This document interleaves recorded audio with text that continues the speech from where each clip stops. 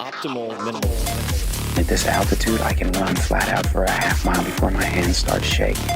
Can I answer your personal question? Now would seem an appropriate time. What if I did the opposite? I'm a cybernetic organism, living tissue over metal endoskeleton. Tim Ferriss Show. Books I've Loved on the Tim Ferriss Show is exclusively brought to you by Audible. There couldn't be a better sponsor for this series, my dear listeners and readers. I have used Audible for so many years. As long as I can remember, I love it. Audible has the largest selection of audiobooks on the planet. I listen when I'm taking walks. I listen while I'm cooking. I listen whenever I can. And if you're looking for a place to start, I can recommend 3 of my favorites. The first is The Tao of Seneca by Seneca. If you want to hear my favorite letters of all time, touches on Stoic philosophy, calmness under duress, etc. The next is The Graveyard Book by Neil Gaiman, Gaiman, one of my favorites. Even if you're a nonfiction purist, this is the fiction book that you need to listen to. Neil also has perhaps the most calming voice of all time. And third, Greg McKeown's Essentialism. Subtitle, The Disciplined Pursuit of Less. This is one of my favorite books of the past few years. Combines very well with the 80-20 principle.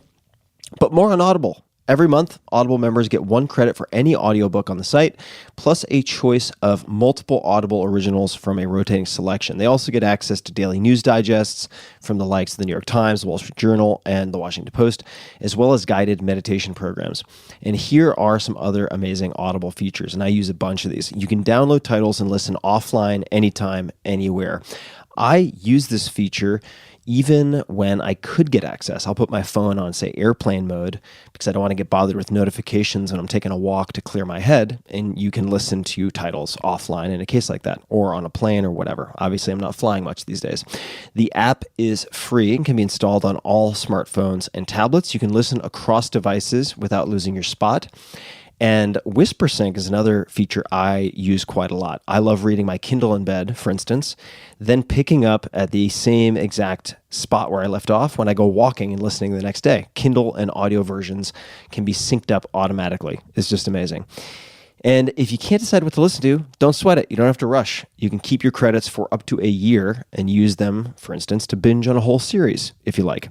Audible offers just about everything. Podcasts, guided wellness programs, theatrical performances, A-list comedy, and Audible originals you won't find anywhere else. And right now, Audible is offering you guys, that's Tim Ferriss Show listeners, a free audiobook with a 30-day trial membership. And again, my list, if you want to check them out, The Tao of Seneca, The Graveyard Book, Essentialism, those are just 3. There's so many good ones out there. Just go to audible.com/Tim and browse the unmatched selection of audio programs. Then download your free title and start listening. It's that easy. So check it out. Go to audible.com/Tim or text Tim, T-I-M, to 500-500 to get started today. Check it out, audible.com/Tim. Hello, boys and girls, ladies and germs. This is Tim Ferriss. Welcome to another episode of The Tim Ferriss Show, where it is usually my job to sit down with world-class performers of all different types, startup founders, investors, chess champions, Olympic athletes, you name it, to tease out the habits that you can apply in your own lives. This episode, however, is an experiment and part of a short-form series that I'm doing, simply called Books I've Loved. I've invited some amazing past guests, close friends, and new faces to share their favorite books, describe their favorite books, the books that have influenced them, changed them, transformed them for the better. And I hope you pick up 1 or 2 new mentors in the form of books from this new series and apply the lessons in your own life. I had a lot of fun putting this together, inviting these people to participate, and have learned so much myself. I hope that is also the case for you. Please enjoy. Hi, Tim Ferriss listeners. It's Whitney Cummings. Thank you so much for letting me do this, Tim. I'm only picking 2 books because I just wanted to keep it kind of short and sweet. The first one that I wanted to suggest is a book by Gavin de Becker. It's called The Gift of Fear, Survival Signals That Protect Us.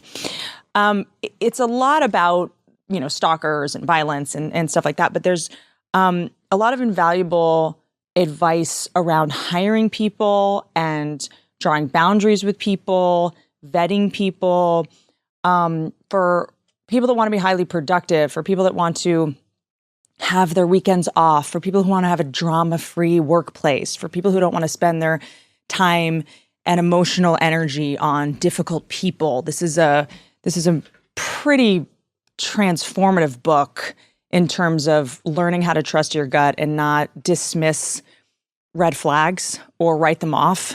I spent a lot of time working with people that were exhausting, egomaniacs, difficult people who would be kind of a time suck in terms of managing their emotions, or, people that interpreted constructive criticism as rejection. And then I felt like I had to take care of their feelings and this and that. I mean, for someone that has those feelings, I also recommend Melanie Beattie's book, Codependent No More, and the Adult Child of Alcoholics Big Book, ACA Big Book. But if you've done that work and you're not being codependent and it turns out someone's just being really difficult, and this book is pretty wonderful for not dismissing your own gut instincts. Because a lot of times when someone's difficult, you want to go, well, I'm probably just being sensitive, or I probably was too harsh, or I probably should have handled it this way, or I shouldn't have sent an email that was that direct. When you start blaming yourself, there's something I want to read to you so I can start getting more specific. On 123, page 123 of The Gift of Fear, he writes, if you tell someone 10 times that you don't want to talk to him, you are talking to him 9 more times than you wanted to. If you call him back after he leaves 20 messages, you simply teach him the cost of getting a call back is 20 messages. I love that because I don't think I understood that setting a boundary isn't always setting a boundary. It's setting a boundary for yourself. If someone doesn't respect your boundary, you don't just keep setting the boundary. You just have to completely disengage with the person if they don't have the emotional intelligence, acumen, or the ability to read a situation in a way that's appropriate. And it took me a long time to stop engaging in inappropriate behavior at the workplace. For me, if it was like, okay, I just have to spend an hour every day with this person to get them to act the way I want them to, that's an hour more a day that I need to be spending with this person. So this book really helped me understand that sometimes the only way to win is to not play. Sometimes the best strategy is a masterful retreat when it comes to crazy people that are just not able to take a hint. So I highly recommend digging into that chapter. There's a great story about this person who was at a workplace who was becoming a problem. And I highly recommend that. I also earmarked page 158 for some reason. And yes, I did. It's about references. When you're working with people, getting references. I've made a lot of hiring mistakes because I tend to hire people because we get along really well. We have really good chemistry, or like this person's so funny, or, we're both from DC, or, like we've all had those things where we want to hire someone that we actually should have just been friends with instead of someone we should actually be working with, 8 hours a day in high stakes situations. I've made this mistake before. I used to never ask around about people. I used to never get references. I used to never call. Like, you'd see references on a resume and you'd be like, oh, well, obviously, if their number's there, that counts. That's easy enough. I think, I like to now spend way more time hiring. It helps me save time later in drama, frankly. So on 158, the failure to take the obvious step of calling references is an epidemic in America, and I have little patience for managers who complain about employees that didn't care enough to assess before hiring. A common excuse for this failure is the references will say only good things since the candidate has prepared them for the call. In fact, there's a tremendous amount of information to be gained from references in terms of confirming facts on an application. Did you know him when he worked for such and such firm? When did he work for such and such firm? Do you know roughly what salary he was making? Do you know what school he went to? You said you went to school with him. I suggest that questions asked of those listed as references be guided by information on the application. The most important thing references can give you are other references. We call these people developed sources. These are people who know the applicant but whom he did not list as references. Accordingly, they are not prepared for your inquiry and will be more likely to provide valuable information. You get the names of developed sources by asking the references the applicant listed for the names of the people who know him. I'm reading that now, and for some reason it sounds really hard to understand, but it basically means ask the references for other references. So it's people that weren't necessarily prepared for your call. Do research before you hire people. The same way you would vet someone you date, someone you marry, someone you have in your home. Vet people that you work with. It'll save you a lot of time and emotional energy in the long run, and you will be more prolific, productive, and happy. On page 282, there's a great section on public speaking. You know, a lot of people these days, if you're starting a business, if you want to be a performer, if you want to be an entrepreneur, you have to be able to speak in public. And I think even now, if you only want to be a behind-the-scenes business person, investor, whatever, you also have to speak at panels. You have to do TED Talks. You have to do a YouTube channel. You know, public speaking now isn't really optional. Social media, YouTube. So there's kind of a great section on that. And it's a section that's about like rules. What you fear is rarely what you think you fear. It's what you link to fear. There's a whole section about fear in public speaking. Quote, surveys have shown that ranking very close to the fear of death is the fear of public speaking. Why would someone feel profound fear deep in his or her stomach about public speaking, which is so far from death? Because it isn't so far from death when we link it. Those who fear public speaking actually fear the loss of identity that attaches to performing badly, and that is firmly rooted in our survival needs. For all social animals, from ants to antelopes, identity is the pass card to inclusion, and inclusion is the key to survival. If a baby loses its identity as the child of its parents, a possible outcome is abandonment. For a human infant, that means death. As adults, without our identity as a member of the tribe or village, community or culture, a likely outcome is banishment and death. So fear of getting up and addressing 500 people at the annual convention of professionals in your field is not just the fear of embarrassment. It's linked to the fear of being perceived as incompetent, which is linked to the fear of loss of employment, loss of home, loss of family, your ability to contribute to society, your value, in short, your identity in your life. Linking an unwarranted fear is the ultimate terrible destination that usually helps alleviate that fear. That you may find that public speaking can link to death. You'll see that that would be a long and unlikely trip. Just a really great chapter on fear and public speaking and sort of how we link things in our brains. And that stuff just fascinates me and I think is really important for anyone that wants to be successful, quite frankly. So highly recommend The Gift of Fear by Gavin de Becker. The second book I'm going to recommend is a title that I just hardly can say out loud. It's so embarrassing, but it is such an incredible book. It is called Getting the Love You Want, a guide for couples. I can't even say it without laughing. I remember when I first bought this book, I had to do it in person. It was like kind of before Amazon, and I went to Barnes & Noble back when that was a store. And I went up to the guy and I was like, can I get this book? It's called Getting the Love You Want. Like I had to whisper it in the bookstore. I was so embarrassed to say it. And then he said it over the loudspeaker. He was like, Getting the Love You Want, aisle 2. It was very embarrassing. But the book is so unbelievable. It's by Harville Hendrix and Helen Kelly LaHunt. I mean, Harville Hendrix is really famous for developing imago therapy. And before I read a chapter to you, I think, you know, I talk about this a lot, but I think that the relationship you're in is a business decision. I know most of Tim Ferriss's listeners are chiming in for great business advice, productivity advice. The person you choose to be your partner is a business decision. The amount of money that you're saving depends on that person. The amount of time you're putting in your business depends on that choice. The amount of emotional energy that you have depends on that choice. The amount of support you get. You know, I feel very strongly that in order to be, brave and take risks in your professional life, you have to have a very stable, safe, supportive personal life. So I'm a big fan of anyone that wants to achieve wildly astronomical goals. You have to make sure that your home is in order as well, and that your heart is in order. I think it's important that anybody that wants to be successful in any part of their lives understands neurology and neurochemistry. You guys have heard me blather on about this. On page 45 of Getting the Love You Want, what causes the rush of good feelings that we all call romantic love? Scientists who study natural hormones and chemicals tell us that lovers are literally high on drugs, substances that flood their bodies with a sense of well-being. During the attraction phase of a relationship, the brain releases more dopamine and norepinephrine, two of the body's neurotransmitters. These chemicals help contribute to a rosy outlook on life, a rapid pulse, increased energy, and a sense of heightened perception.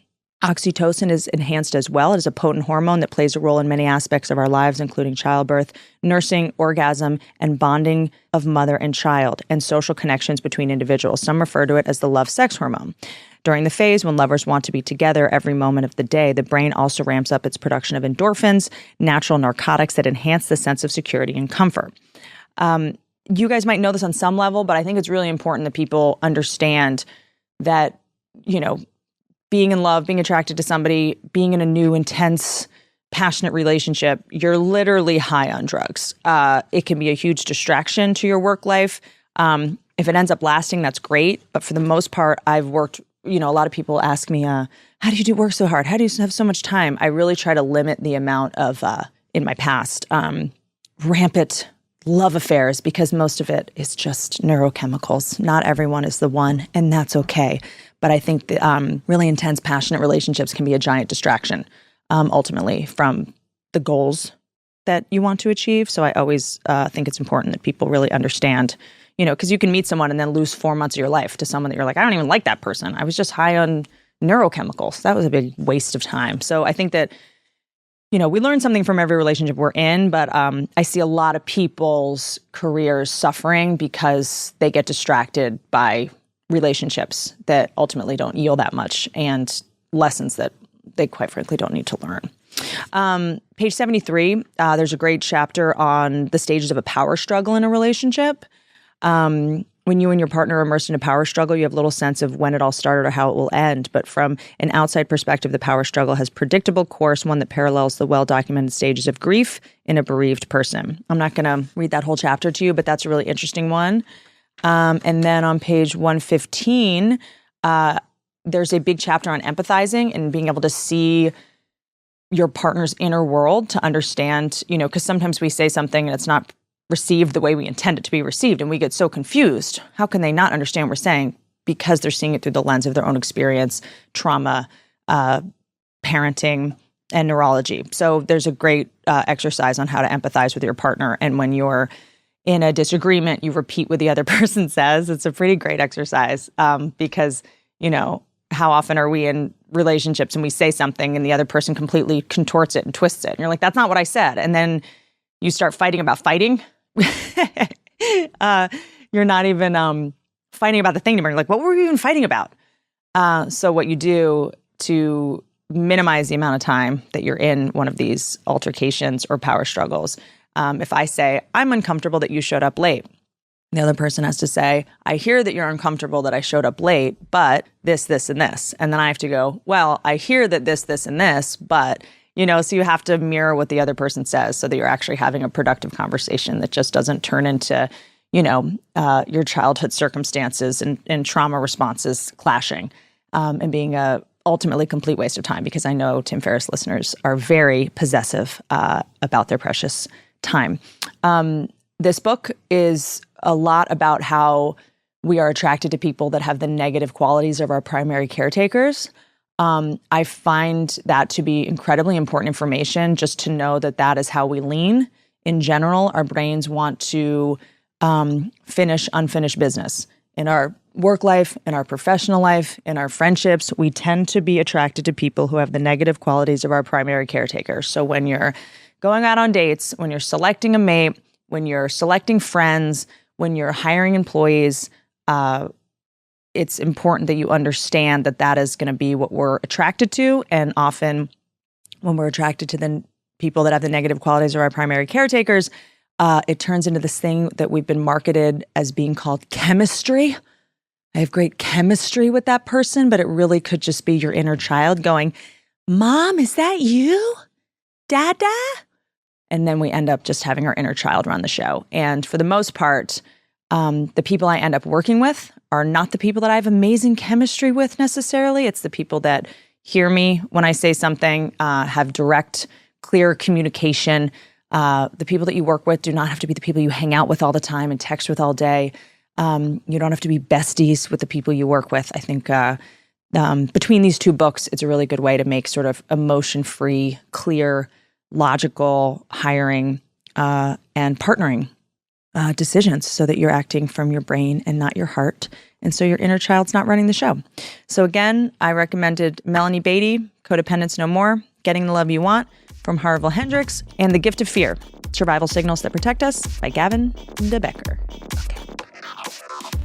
Hey guys, this is Tim again. Just a few more things before you take off. Number one, this is 5 Bullet Friday.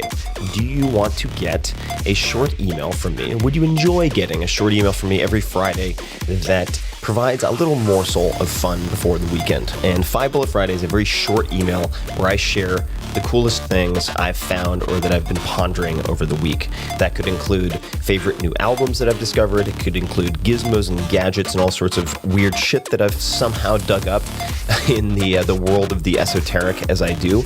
It could include favorite articles that I've read and that I've shared with my close friends, for instance.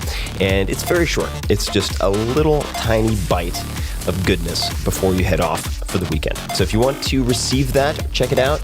Just go to 4hourworkweek.com. That's 4hourworkweek.com, all spelled out, and just drop in your email and you will get the very next one. And if you sign up, I hope you enjoy it.